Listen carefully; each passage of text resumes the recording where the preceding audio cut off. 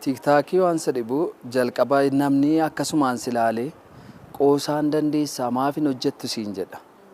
Sana booda hiriyootuma koo wajjiniin jalqaba karaa Mo'aa TV ilaaluun dhaqe na affeeranii ijoolleen. Sana booda taatoon dhibe keessa bakka na buusanii gaafan seen hojii koo jaallatan caalaattu namni dhibnaan namni keessaa dhibnaa hin gale. Sana booda hojjechuun eegalee TikTokii immoo dingatuma itti yaadee miti dhugaa. Garuu hojjechuu akka hin danda'u murteesseera. Bilbilliin qabadhee ture bilbilaa gasmara waraabbiif mijataa miti. Isuma hin eegalee yaadi namaa dudduubatti si adeebisu iyyuu malee yeroon jedhu gara jalqabaa gaafan jalqabee yaadonni namaa kan na jabeessu hin turre. Dhiisi hin dandeessu waan jedhu ture. So ammoo keessa kootti dandeettii koo gatiin beekuu fi akka yaadota sana moo'ee boriitu milkaa'u gatiin beekuuf agasmaraa dhiibbaa dudduubatti na harkisuuf bakka kennaan turre. Mucaan kun namayyuu hin dhaga'u callisee hojjetanaan jedhu koomentii gaafa argu.